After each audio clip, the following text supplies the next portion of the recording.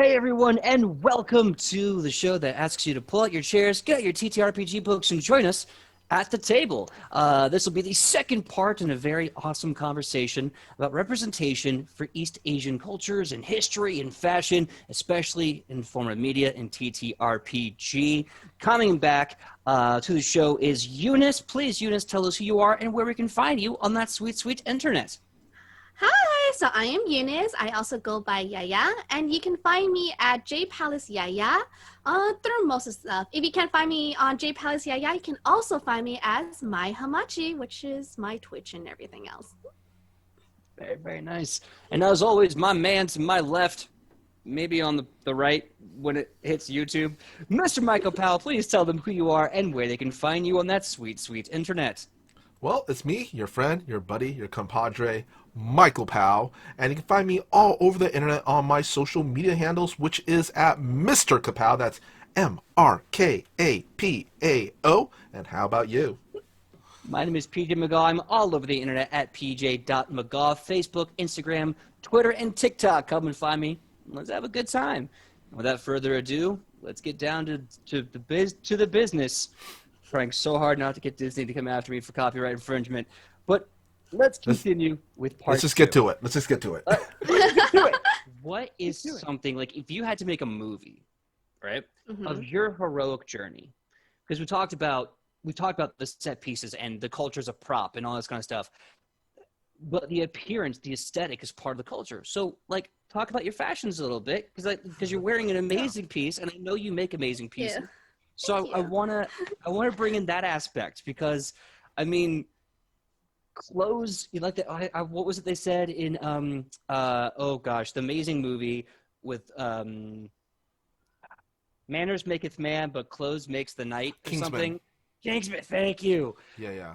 Actually, this is actually a great part to talk about, honestly, the aesthetic. How to use aesthetic representation respectfully.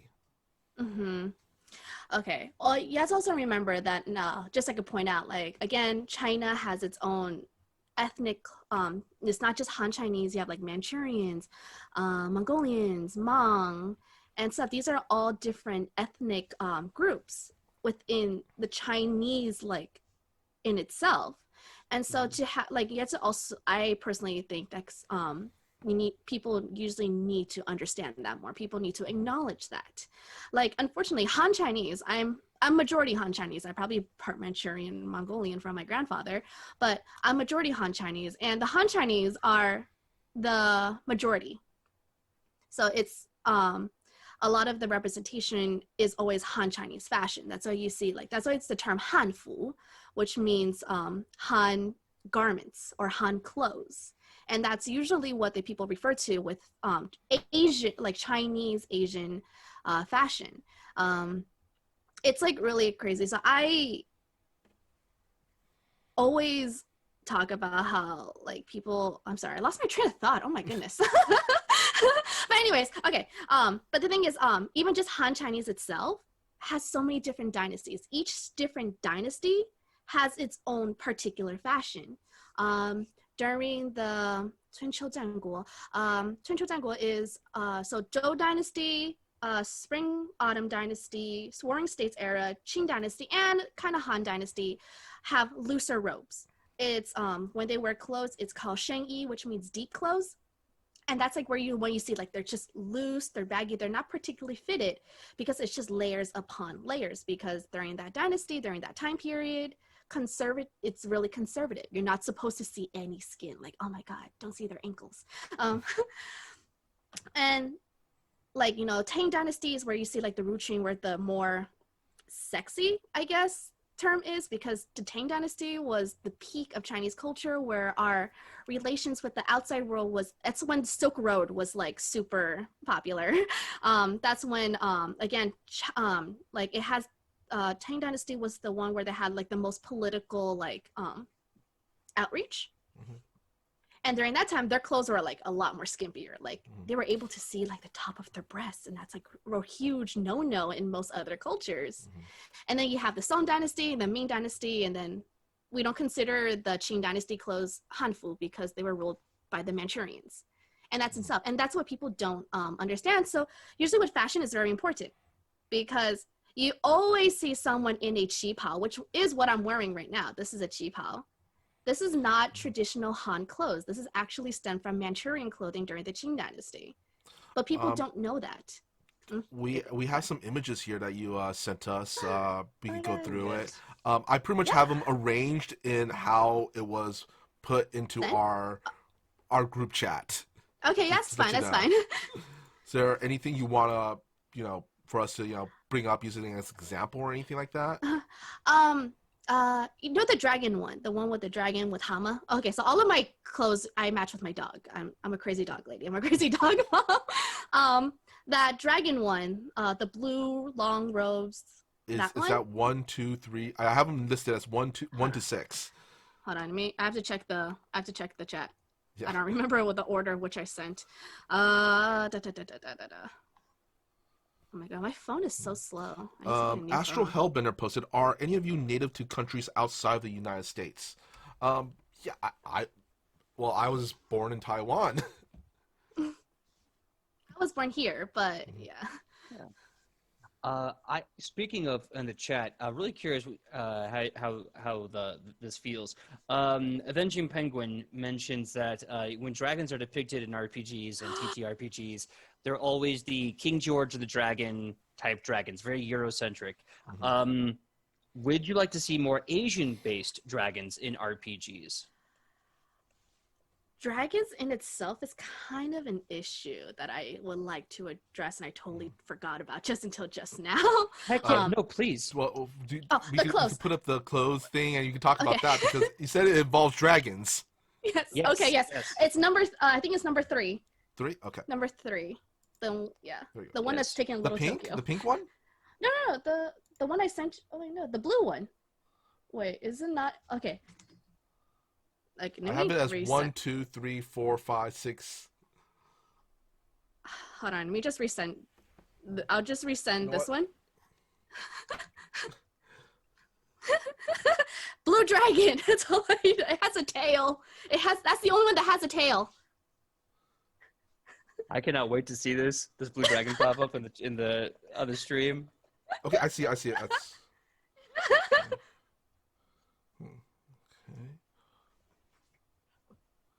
You know what? I might just cycle through all of them because I don't. Wait. I think if do this. Well, while Michael is doing okay. that, let's talk about your The choice of dragons because this is very interesting. Okay. I would always love to see because Chinese dragons are actually, I guess they actually have their own category now because I think before they were just considered dragons, but now you know how dragons have like the wyverns, they have the different like the worms or something like that.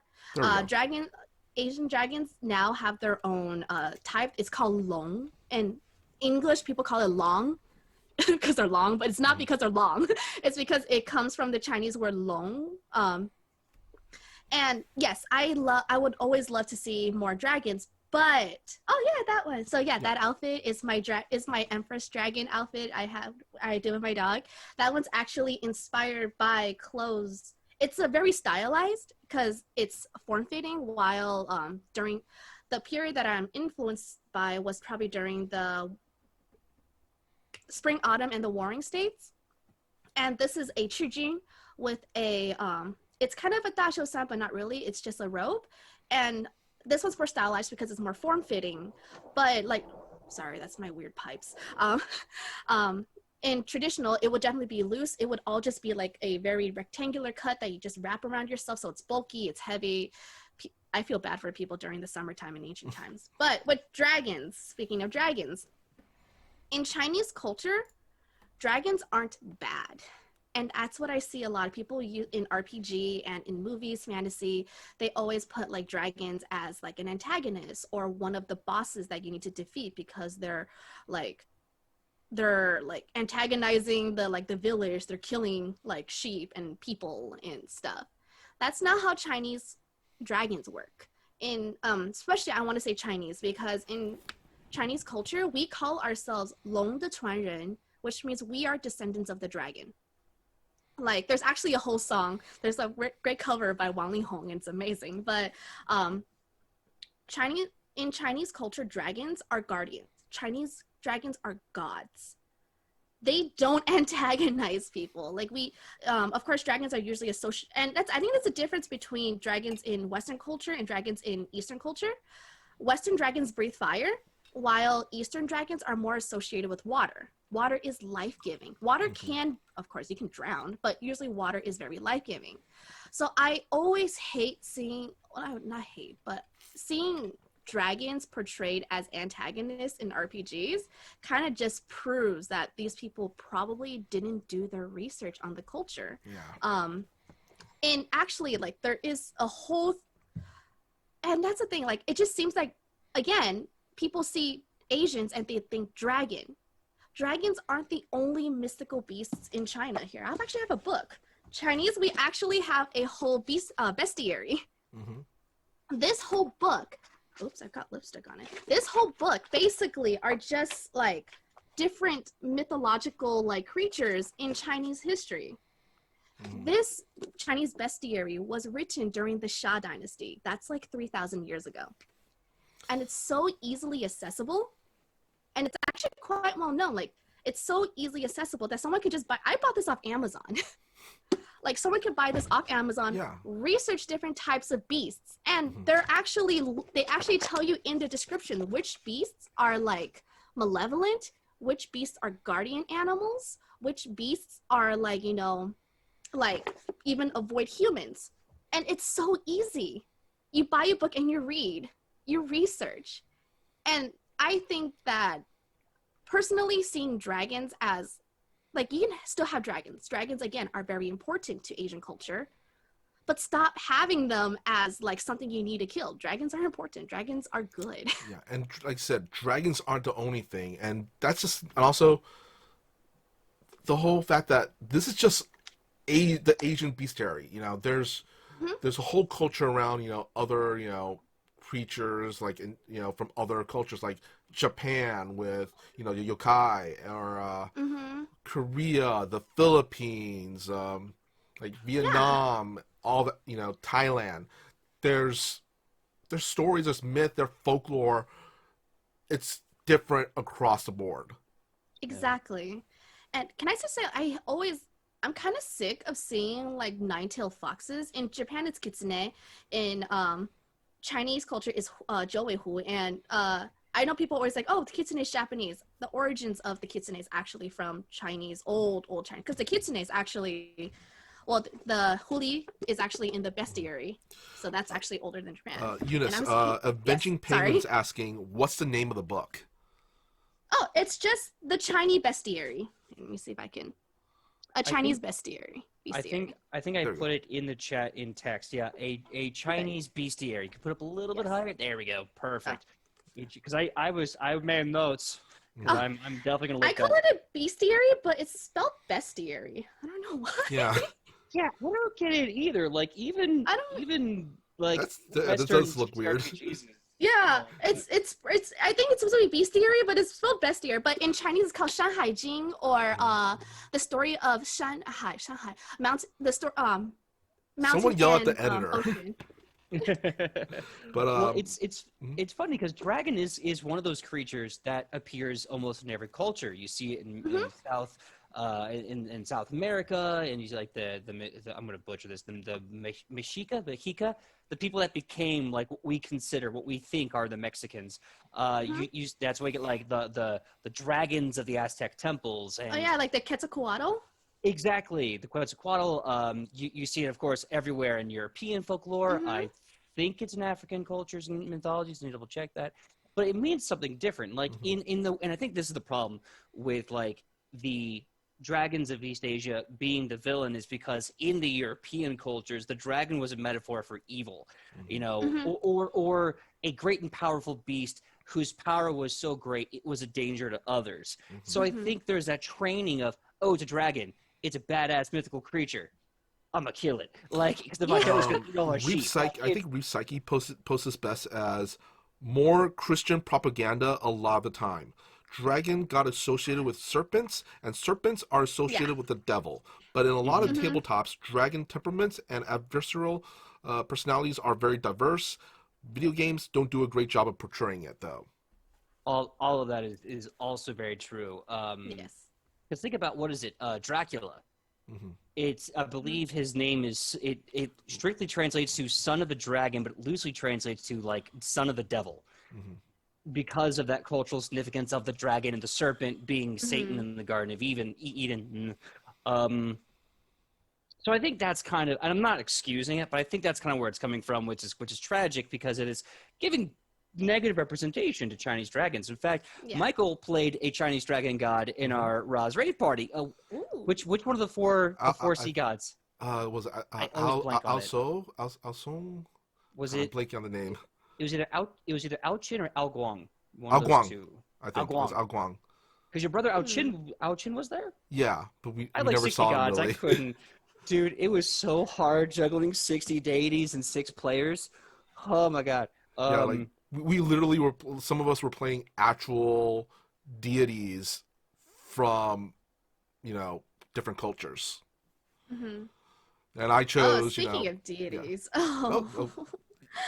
It sounds like you have something to say. Let's hear it. I'm sorry. I'm just. No, I want to hear. I want to hear it. I want to hear it. Just a heads up. I'm like super Gemini, so I just have like information. I'm just like tangents. I'll forget, but I'll like tangent on. Anyways, why is it always Buddha? Oh yeah. Every depiction. Honestly, he's not even God, really. Yes, No, actually, he's just a philosopher. Exactly. In Buddhism, we don't say Buddha is a god. No, he's not. Buddha is a teacher. Actually, that's what he's referred to in Buddhism. He is a teacher. And the thing is, like, Buddhism didn't come into China until, I believe, the Han Dynasty. And before then, like, Chinese has been, we're Taoists. That is our basic, for Han Chinese, that's our basic religion. And Taoism has its own weird thing. In Taoism, gods can be created. That's why people actually now worship Guan Yu from the Three Kingdoms. People actually worship Zhu Bajie, which is the pig in Journey to the West. Yeah. Yeah, he's actually a deity now. And in Taoism, we believe that like when you pray to something, you give it energy. And the more energy it has, the higher power, even they can come into existence, even if they didn't actually exist. And that's the thing, like, when they're usually portraying like I can't say Chinese, when they're portraying Asian tropes, it's always Buddha. It's always see portrayals of Buddha. And they will associate Buddha with the yin and yang. Those are very much different things. Yeah, in Chinese culture, we do now kind of merge those two together, which means like unlike Christianity,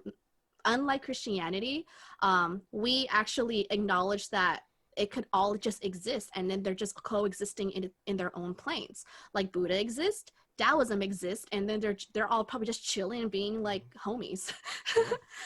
We actually have like some Buddha in Chinese Buddhism. We pray to Guanyin Pusa or else the Guanyin Bodhisattva.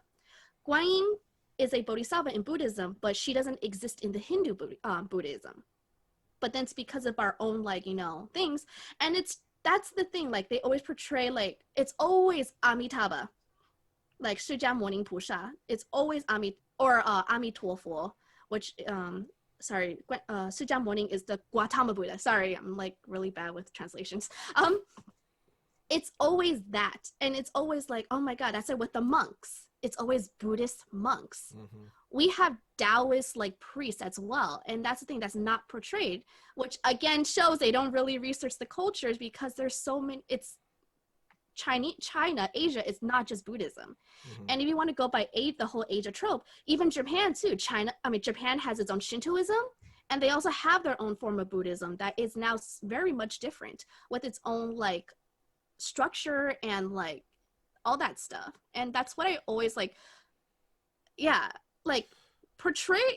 And that's the thing, it's really funny, because if they want more freedom with Asian gods, they actually should go with Taoism, because Taoism is much more open to the idea of different types of deities. or also celestialism, like celestial Mm-hmm. fairies. Also want Mm-hmm. to say that there in Asian cultures very prevalent of spiritualism. Yes. Ancestor worship. Oh That's yes. yeah. That's actually it's one of the things that I have for my character Rufa is he doesn't really pray to any gods, but he respects his ancestors, and he's if anything he does ancestor worship. Yes, and that is what actually in Chinese culture we, if you look at the origins, we actually focus more. We pray to our Hmm. ancestors to help us rather to pray to a deity, because deities like have their own like lives. Like if you like, people are probably people probably know Journey to the West. Journey to the West is probably the most um Western like focused Asian Hmm. like For folklore those, that they also yeah, butchered. for those who is wondering, that's the one with the Monkey King. Yeah, the Monkey AKA it's King. based off of Dragon Ball. Dragon Ball based it's a lot of it off of that in the beginning. Yeah. What is it? Michael, that flub. Oh. No, I mean you're not wrong. Son Goku is based off Sun Wukong, uh, and I'm gonna yeah. butcher Baiji. What's the pig's name? I can never get the full name. 猪八戒. Jubajie. That is Huar Oolong. Oolong the pig, I think, is meant to be him. Yeah, Oolong.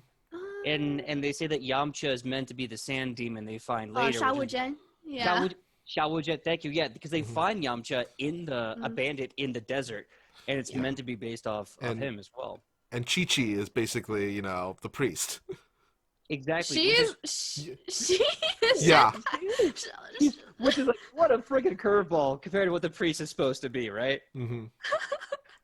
There's a theory that the reason we kind of lose Bulma in like season 2 or 3 and you meet Krillin is because they were trying to be like maybe Krillin's really the priest, but I think at that point the Toriyama was like, I've lost the metaphor, I'm just having fun.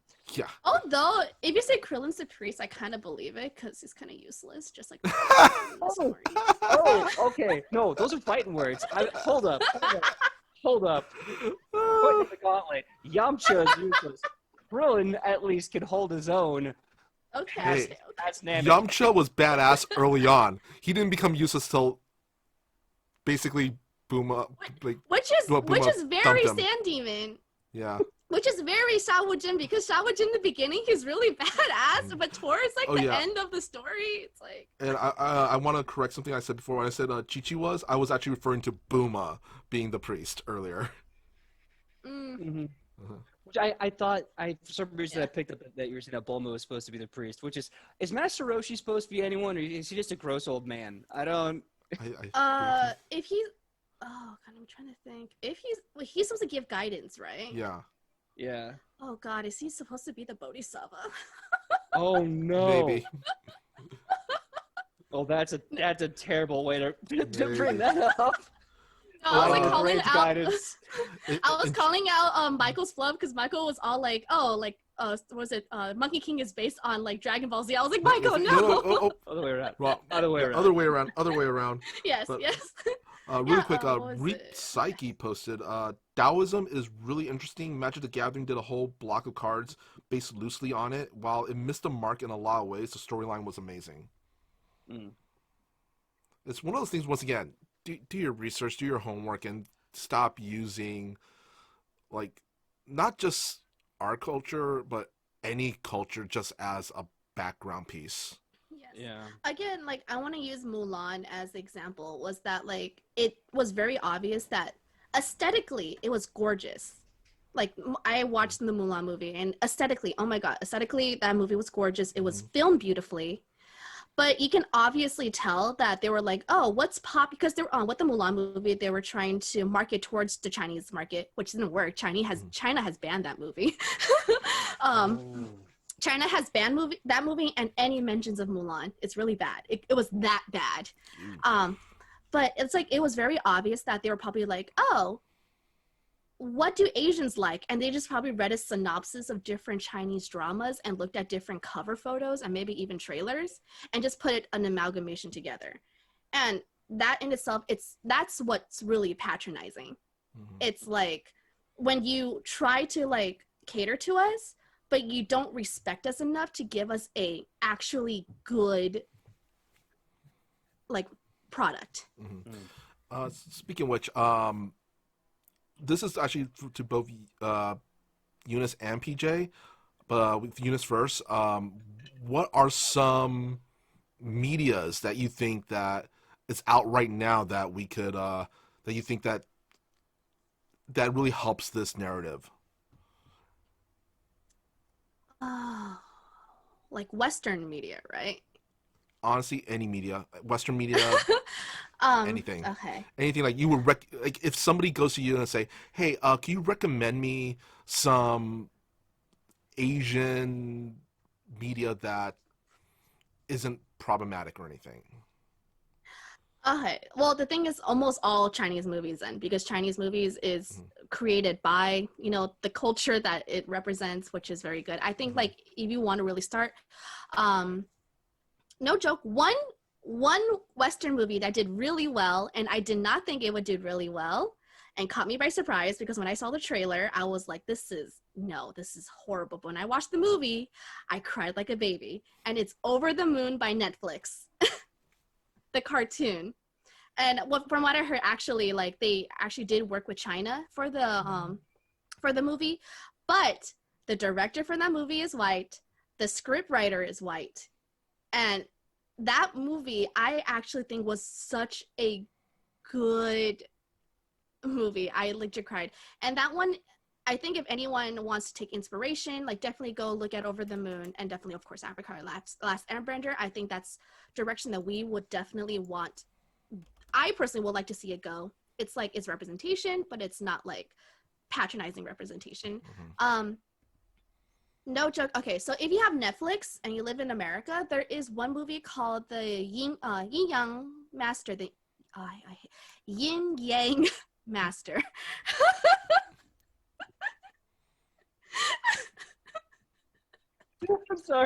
I'm sorry. I just love when you're like proper Chinese pronunciation. Ugh, white people. Yin Yang Master.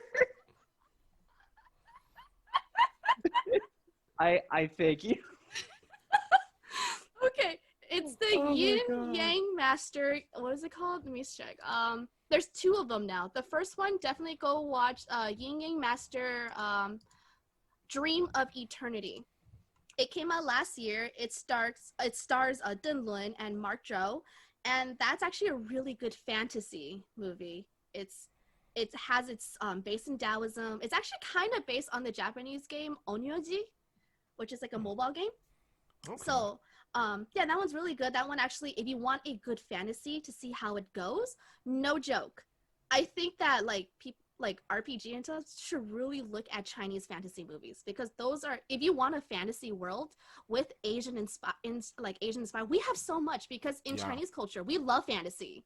Like most of our literature is all wuxia, or like things had to do with like saints and like gods and stuff, and that's in itself where it should start. So no joke, Yin Yang Master Dreams of Eternity. And there's actually a sequel that came out this year that starts Chen Kun, and it's all on Netflix. If you want to do historical, I actually love a lot of historical dramas. That's all I watch now. I'm like an old Chinese grandma. There's one called the Yanxi Palace, Yanxi Gongde, and that one was like the #1 Chinese drama like 3 years ago. It's in the Qing Dynasty. It talks about the one of the consorts of Emperor Qianlong. So good, so good. Storing of Minglan is a good historical for the Song Dynasty. I'm trying to think movies. Like, what movies do I like? I have like too many. Naja. Okay, oh. Netflix has Naja on. Naja is a okay. Chinese is called Naja or Noja. English, oh my god, I can't even pronounce it in English. Naja. It's a cartoon that was like a huge animated success. It's about the mythology of one of our Taoist gods, Naja, which is the little boy you see like on the flaming wheels all the time. Okay. Yeah, so that movie is really good, and they came out with another one last year, which is Jiangziya.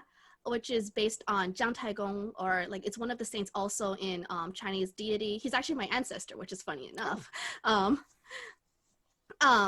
Yeah, that one's really good. So if you can, no joke, Netflix, don't watch American-made movies that's like made like whatever.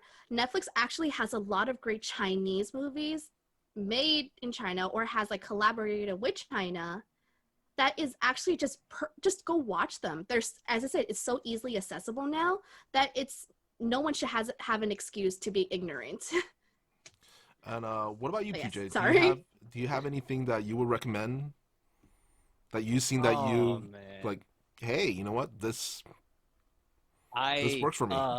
Oh boy, I am not at all an expert on this. Clearly, um, so let's echo. I definitely think that looking into movies from China is a great way. Like for me, I'm a huge action buff. I grew up doing martial arts, a handful of different ones across the spattering spectrum of things.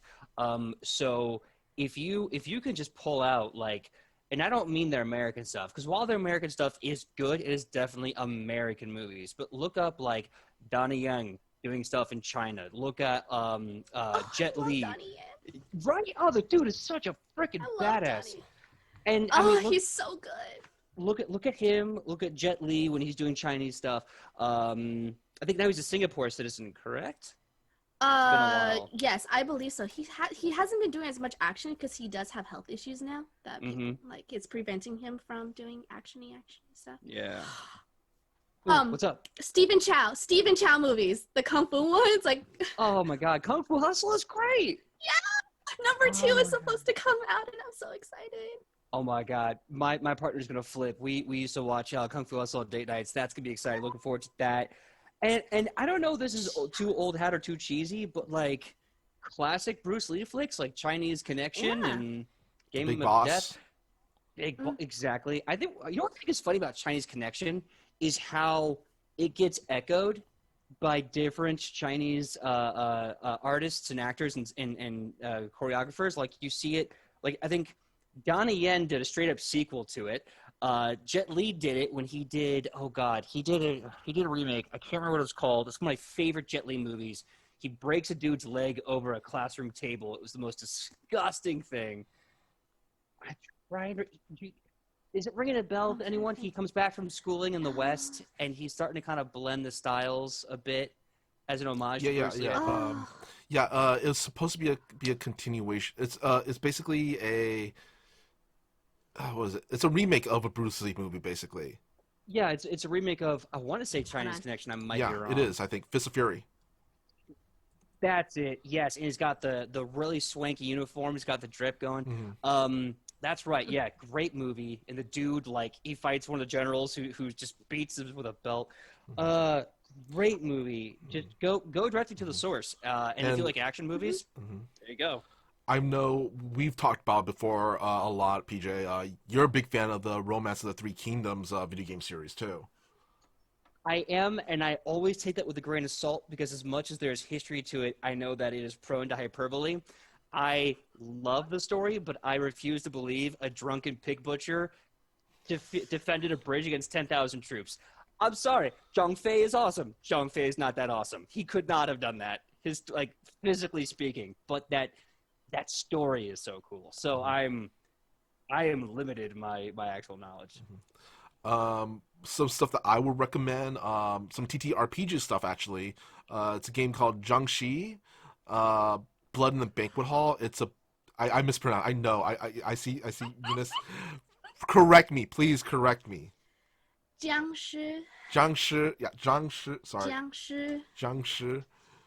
Usually I write this phonetically, but these notes were written last minute last night. But Blood in the Banquet Hall. It's a TTRPG game about. It takes place in kind of the turn of century, any Chinatown in any city of the U.S. where players play a family who has a Chinese restaurant, and during the day they have to deal with racism and dealing with the upkeep of a restaurant. During the night they have to deal with an age-old curse of these essentially hopping vampires. Yeah, they're zombies technically. Yeah. Yeah. There's another game called Hearts of Wulin that I'm really looking forward to. It uses the Powered by Apocalypse system, and it's Wuxia. It's Wuxia the RPG. Okay, cool. Yeah. There is a TTRPG game, and I believe what's very fascinating about it, it's based off of Japanese history and culture, but they do it in a sort of fantasy twist-off universe. But they try, at least from what I remember reading, to pay a lot of respects to Japanese culture. I believe it's called, oh god, I want to say Legend of the Five Rings. Yeah. Yeah. There are some stuff that's a little problematic there too, but it's among some of the better ones. And that's why I was like, I don't know, because like again, my perspective is like, this sounds inclusionary and great, but I don't know because I'm not Japanese. Do they borrow anything from Chinese culture and do that whole smush together thing? Kind of the Unicorn Clan, which is basically they smush together a Japanese clan with Mongolia. They're considered to be the barbarian clan. So that's just great for Mongolia. Yeah. Yeah. There's another game called Thousand Arrows. It's a tabletop role-playing game in which 3 to 6 players, they assume the personnel of commanding figures in a fictional Japan that's parallel to our actual historical one. So that's, from what I've seen so far, it leans more towards kind of historical accuracy. Then there's a game called Yungshin or Yungsun, The Purple Land. It's not a system itself. It's more of a setting book that's set in a fantasy setting of. The era is basically a combination of Hindu and Nipponese, which is something you don't see that often in TTRPGs. Yeah, you really don't. Yeah. I would love to. And first of all, I want to say thank you again to Eunice for being on the show. Absolute joy to have you and to learn from you. I have 3 pages of notes and I want 30 more. So I want to say thank you for coming out and helping us with this and also answering from your heart. Because like maybe you don't know maybe you've never played TTRPG before, but you know what you need to be respected. Yeah. And that's the dialogue that I think we're not understanding. So I really appreciate you coming forward. And also, I know you make your own fashion. Did you make your clothes today? Not today. This one is like I've got the, what was it, the Rona 15, so I can fit a lot of the clothes I made like before pandemic. So not today, but if you do want to check out like all the clothes I've had made, you can definitely check out my Instagram. This one is the My Hamachi. So that one I usually post the outfits I have with my dog or the collections that I usually make. 5 more pictures I could share. Just tell me which picture to share. Yeah, sure. Like you can share all of them if you want. Just like cycle through. All right. Like yeah, if you feel comfortable with that, sure. Let's see. Like I have to watch the Monkey King. Yes, that one's based on the Monkey King, and then my dog is dressed up as the Tang Monk. That's I can't say it on my thing. But yeah, so that one's definitely based on the Monkey King. Like I did start, okay, so all of the outfits that I had made during quarantine, like I haven't, of course, I haven't left my house in a year. I legit haven't left my house in a year. So of course, no photographers. The one after the Monkey King, the pink one, that one's actually a play more on like wuxia, like outfits that you'll see in Chinese drama. So this one's not actually historically correct, but it's like, it's culturally like, it's because the clothes in wuxia are not going to be very historically correct because you can't fight in traditional Chinese clothes. It's hard. It's a lot of layers. So that one is like just fun. And that's the thing again with like, clothes in like either like TTRPG or media in itself. It's like, it doesn't have to be like super like historically correct. But as long as like, even if you want to do fantasy, then go like research fantasy in like Chinese culture. Because then they have their own styles and the reason why they wear their clothes. I think for me is as long as it's not fetishized. Yeah. Like like wear a cheapal if you want. Like cheapals are super easy to get and they're really cute. Like I got this for Forever 21. It's comfy and it's actually made out of knit, so it's like it's stretchy, which means that like no matter how fluffy I get, I can fit it. I mean, I also I really it's like this one, the one I just put up right now, which is a combination of your inspiration of, I'm guessing, Slytherin from Harry Potter. Oh yes, my Slytherin outfit. That is my Slytherin outfit. That one is yeah, so that one, it's definitely based more on like the cheapal style, which again it's not Chinese, it's Manchurian, but like I did my own like twist on it, and that's fine. Like you can do these kind of like influences. You can be influenced. Just don't be like, hey, look at this new cut that I discover or I made up. What was like, Michael? Do you remember the mahjong thing? Oh The yeah, mahjong yeah. The company. Yeah, the two. So you know what? The two white ladies that. Oh, Yeah. that's right. You told me They're about like- that, Michael. It's Oh, like no. American mahjong because like, you know, the original style doesn't fit like how fun it is for like I play with my friends. So this is American. We have the reason why it's American is because now we play with a Joker card, and I'm like, Yeah. That's For that's me, just it was- gross. like, It's profiteering off of, straight up profiteering off of another culture. It's yeah, it's it's straight up that's straight appropriation. 1,000%. It would be just as gross as being, we have a Christian dreidel, y'all. Nope, you get that right the hell out of here. Yeah, Get that out. It's- That is not right. it's Columbusing. It's Yeah. completely Columbusing. Oh, I got this image here of of a more of a kind of a gothic Lolita look. I at least from what I know The of. skeleton one. Yeah. The skeleton one? Oh, that one's Ooh. actually inspired by a another character in the Journey to the West, Monkey King. Okay. This one's actually influenced by Gu Jing, which is the white skeleton demon, and she's only in there for a little bit, but she's the reason why the Tang monk actually like kicks Sun Wukong like away, like chases him off for a little bit for him to grow. Mhm. And I actually that dress, actually, I have writing on the side. If you look closely, that's actually a Buddhist poem idiom, and that one's saying that like I forgot what it was. It was something about like a rose's color can like fade and then everything can turn to bone, but in the end it's only belief. So basically that poem talks about how like physically our physical form is only here for now, it's not here forever, but your teaching and your ideas will go on forever. And that's when that was the lines that I was inspired to write on the. And here's a big group shot.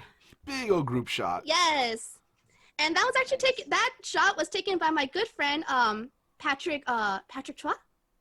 Oh, I know Patrick. Probably. I know Patrick. Yeah, you know Patrick. Yeah, he's an amazing photographer, and he also is an amazing DJ, and he also has his own like YouTube channel where he does yo-yo tricks, which is really awesome. Yeah, so he took that. He was the photographer for that one, and when that one, I believe this collection is called Tonghua. I think it's Tonghua. If it's not Tonghua, I'm like. But this one, all the different pieces are inspired by different creatures or characters in Chinese mythology and folklore. Like the two in the front are Madam Whitesnake and the Green Snake from Madam Whitesnake. There's this the yellow sweater is Sun Wukong. Behind that is Hei Longjiang, and then you have Nian, Jiangshi, and you have the fox, you have the skeleton, and then you have the terracotta warrior.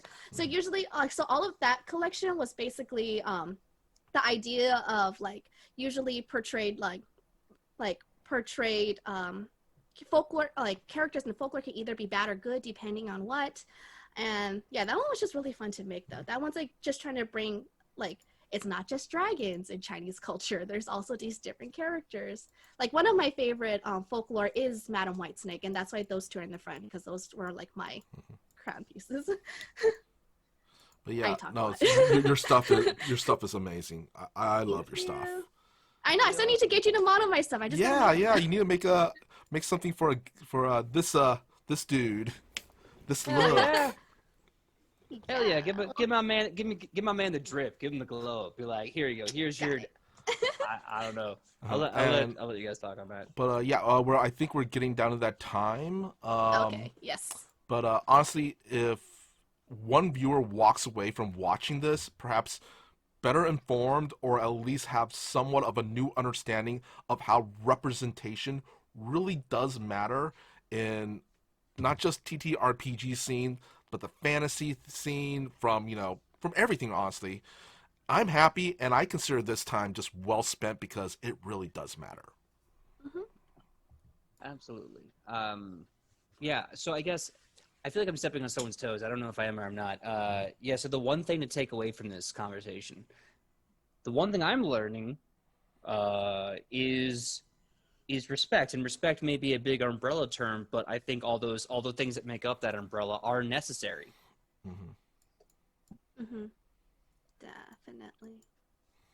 Because when it really gets down to it, I don't think we could really ever 100% understand each other because Mm-mm. let's face it, we grew up with different backgrounds, cultures, values, or what have you. So perhaps instead, what we should strive for is to respect each other's differences and work together to build a mutual understanding and a space Hmm. where we can all coexist and where we're not harming each other.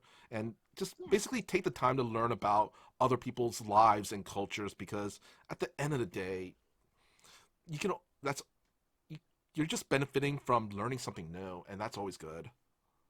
Exactly. Yeah, and I tell people all the time, like, other than like respect, education is huge key too. Like, there is no excuse for ignorance. You have the Mm-hmm. internet, you have like, I'm pretty sure like, everyone has always access to information in Yeah. this day and age. Mm-hmm. There is no excuse for ignorance.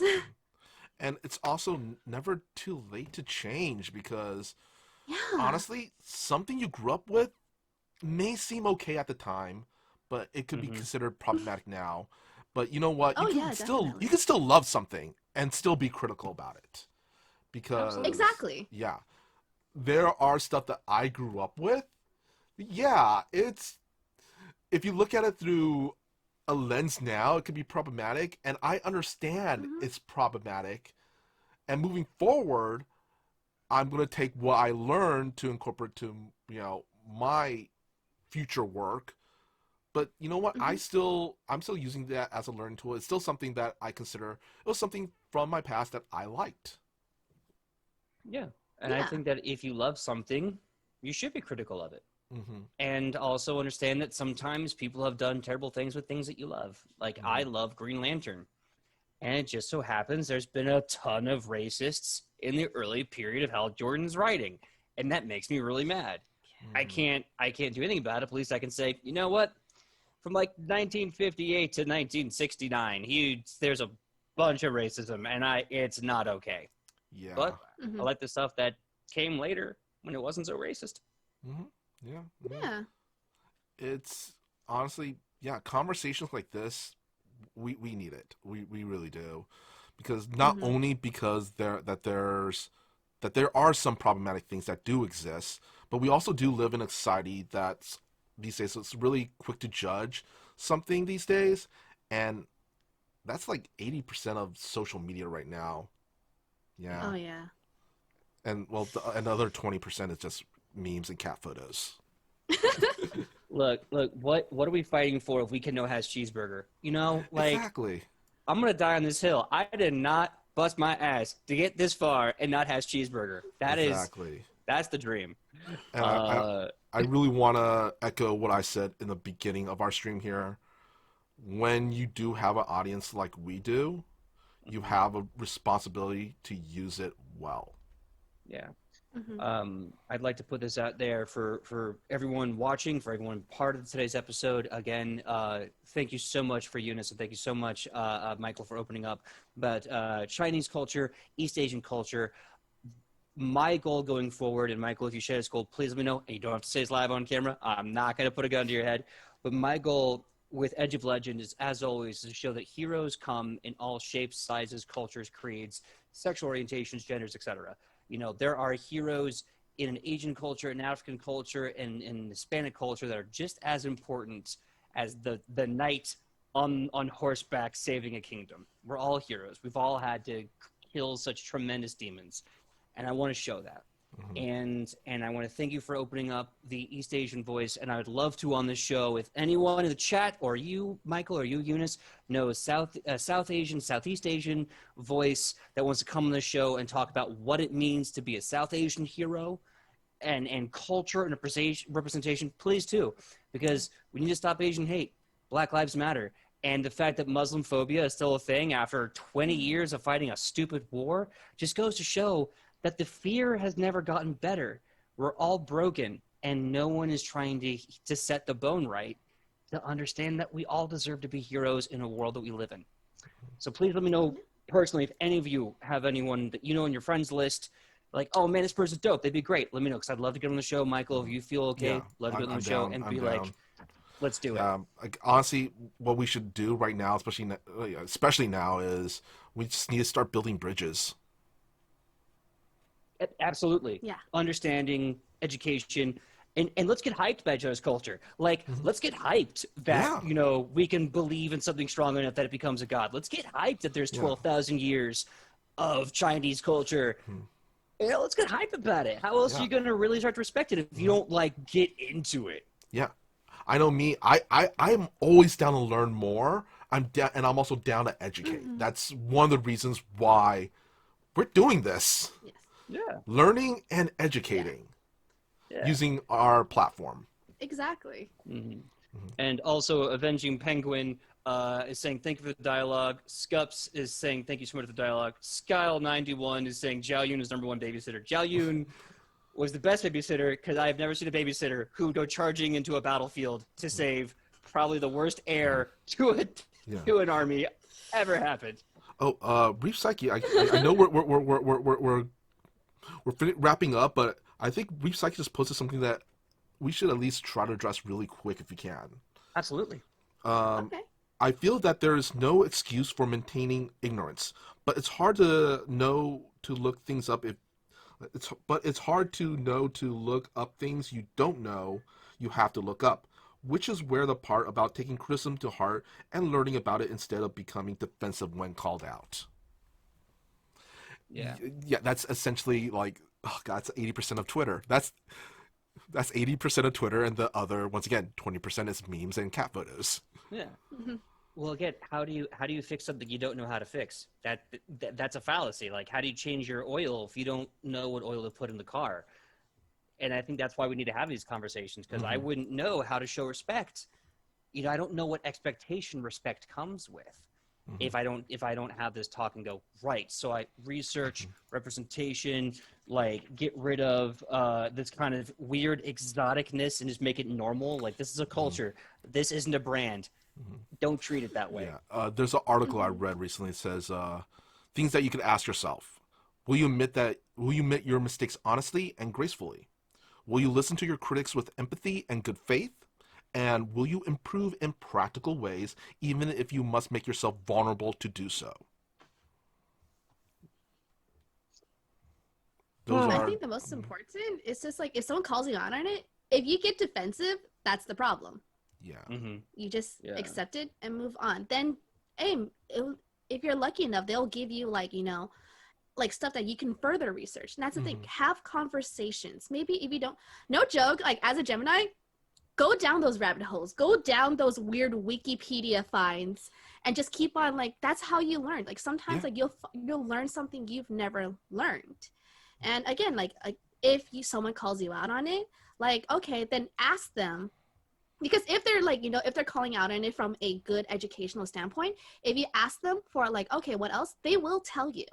It's only the buts that like be like, no, you're just wrong. You're just wrong. Oh. Like, you need to be canceled. Yeah, that's a very loud voice, though. And I think that's kind of where the defensive comes into play.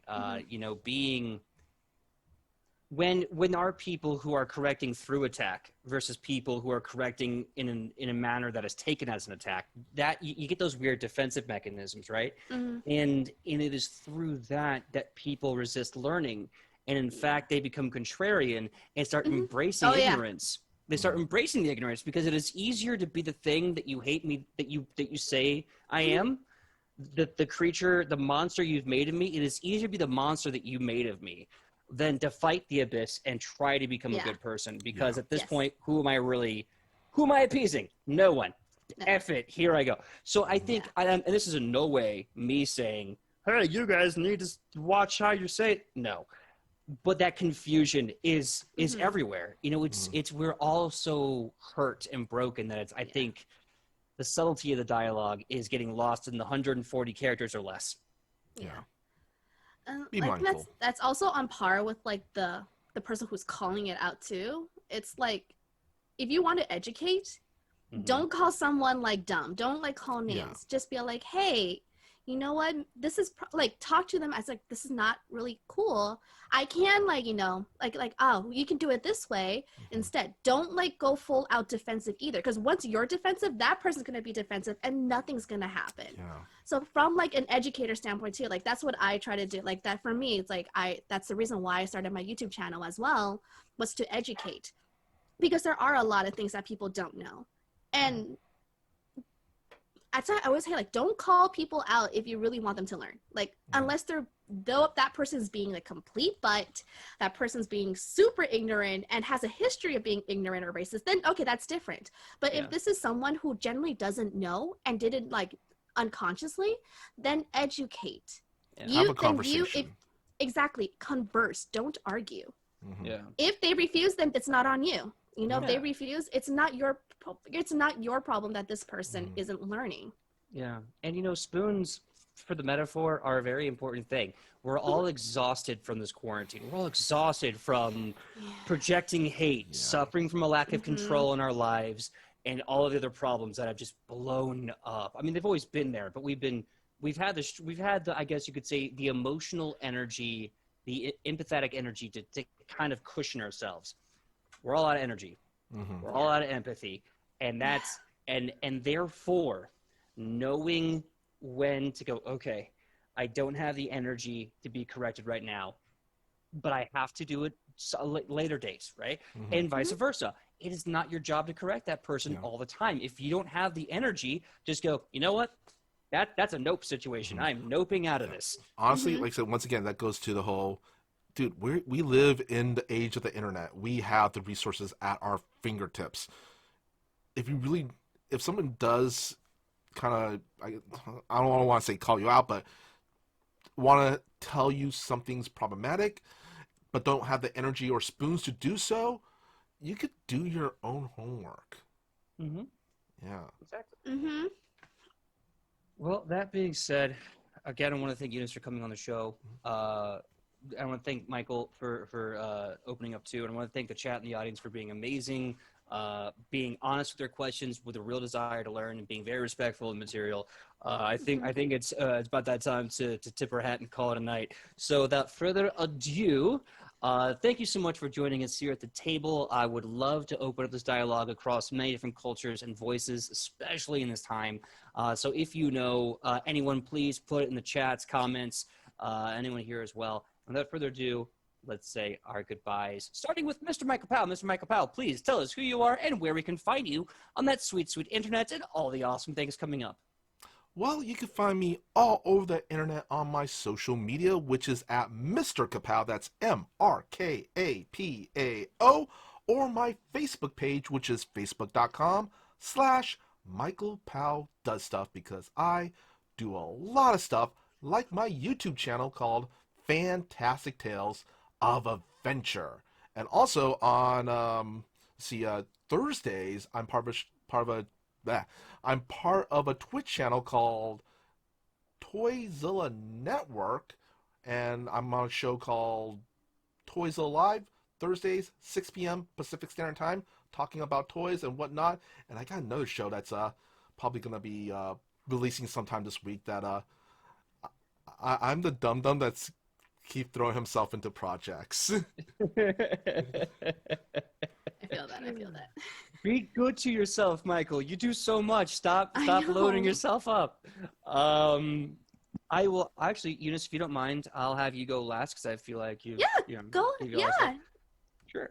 My name is PJ McGaw. Well, I just figured you're a guest, and people, we should end with your stuff. Anyway, my name is PJ McGaw. You can find me all over the internet at PJ McGaw, Facebook, Instagram, Twitter, TikTok. Come and join us and have a good time. When we're not here Tuesdays, 3:30 to 5:30 p.m. Pacific Standard Time, you can find us here 8 p.m. Pacific Standard Time for the Pathfinder 2nd Edition Homebrew Show, Edge of Legend. And trust me, I'm going to be implementing all these notes to make sure that when we get to Shin, Ryoso, Gokujo, and everywhere else in that world that I've made up, that we are doing our proper diligence to pay respect to these characters, this culture in this world. And also, if you want to be a part of my table, Jasper's Game has opened up. You can buy and raffle a ticket. All the proceeds go to suicide prevention and awareness. And if you get on my table, we're going to have a 3-hour one-shot Pathfinder game, and who knows, little cameos may make an appearance. So check it out, jaspersgameday.com. The game is going to be happening May 9th, 7:30 p.m. Pacific Standard Time. And I believe that's it for me. There's some other secrets brewing in the background. We'll let you know when they're ready. And of course, last but not least, please, Eunice, tell us who you are, where we can find you on that sweet, sweet internet, and anything upcoming and exciting. Well, I just want to say thank you for having me. This is really exciting. This is so much fun. So I am Eunice. I also go by Yaya, which is why my YouTube channel is technically JadePalaceYaMingong, but you can actually find me as JadePalaceYaYa on YouTube. I do educational videos on Chinese culture, traditions, history, and so on. I upload every other Thursday at 6 a.m. Pacific Standard Time usually. And yeah, I'm also My Hamachi Designs, which is my fashion brand, but I'm also My Hamachi on Twitch, where I do stream every Monday, Wednesdays, and Fridays from p.m. to 5 p.m. And that one's just pretty chill. We just talk. You can hear me scream when we're playing horror games, but we're just talking. And that's where I also tend to like talk more personally about like the current situation or about like just life. Well, I just like chatting. And then yeah, so I don't have a thing for my designs, but I also do have a Teespring where I do design cute little t-shirts with my dog's faces on them. So you can find that at Teespring. You can just Google My Hamachi on Teespring. I actually don't know I don't know any of my URL like links. So. Do you want to really quickly spell out My Hamachi? Oh, My Hamachi, so it's MyHamachi. Awesome. And JadePalaceYaYa, that's easy. Jade, like Jade. Palace, and then Yaya, YAYA. Very, very nice. Maybe we can put that in our Discord. Just send us the links. Maybe we'll just throw it in there. Be like, hey, if anyone at the table wants to see more of what Eunice has, here's the links, and we'll make sure people get over to. Yeah, we'll put it in we have a little promo area now. Ooh. Yes, that's right. And if you join our Discord, you can use our promo as much as you want. I will join because I started using Discord. I'm old. I started for this, okay? I started for this. Yeah, I got a haircut, a COVID-safe haircut. Let me tell you, nothing makes you feel worse than when you're getting a COVID-safe haircut and you're seeing how bald you've gotten in quarantine. I'm like, oh okay, I'll take this. So that being said, we are going to raid Waffle Maple Syrup, friend of the show. Love them. I believe they're doing their Starfinder campaign. So stick around. Let's go watch Pathfinder in space. And everyone have a great, great Tuesday. It's a Tuesday. Tomorrow's Wednesday. Tuesday. Yeah. Anyway, we're going to be streaming. Good Lord. Rating in 3, 2, 1. Bye.